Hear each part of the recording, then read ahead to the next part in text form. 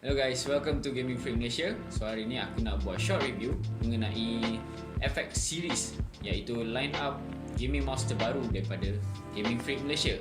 So aku akan ceritakan details yang serba sedikit mengenai mouse ni. So mouse ni korang boleh configure, dia didatangi dengan software dan korang boleh download sendiri dekat website Gaming Freak Malaysia. Selain daripada itu, antara setting-setting dia ialah lighting modes. So mouse ni, keempat-empat mouse ni ada 7 lighting modes. Breathing effect, DPI punya lightings, and even korang boleh turn off the lights. Selain daripada tu, DPI.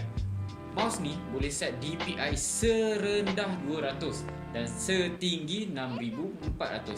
So mouse ni DPI dia yang paling rendah, preset mode dia berwarna merah, iaitu DPI serendah 800, dan yang paling tinggi warna purple ataupun violet setinggi 6400. Kalau korang agak kurang sesuai dengan DPI yang telah pun disetkan daripada kilang terus ke dalam mouse ni, korang jangan risau. Buka, download software dan set sendiri DPI yang korang selesa. Lampu dia pun korang boleh set, tak ada masalah. Semuanya di hujung jari dengan menggunakan software yang kami sediakan. Hanya download saja.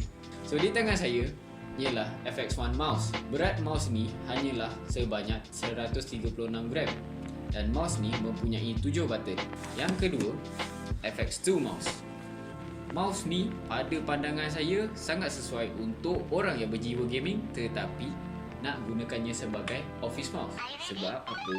Bila korang tutup LED dia, dia totally nampak macam office mouse.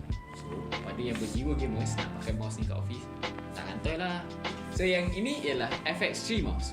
So FX3 mouse ni adalah mouse yang paling berat dalam series ni.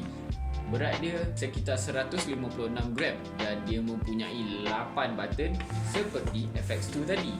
Okey, mesti korang tertanya-tanya, kenapa 8 button? Apa button yang nombor 3 yang dekat tepi ni? Mouse ni didatangi dengan 8 button dan satu button special, iaitu button untuk sniper mode.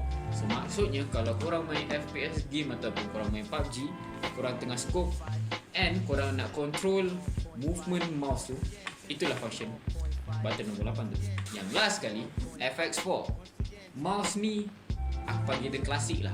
Dia mempunyai classic looks tetapi ada gaming feels, which is dia ada RGB. Zaman sekarang ni semua orang nak RGB.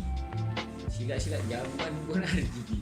So selebihnya korang boleh tengoklah ads video kami, dan sekiranya ada sebarang pertanyaan, persoalan, direct hubungi kami melalui inbox ataupun WhatsApp kami. Sekian, terima kasih. Until the next video.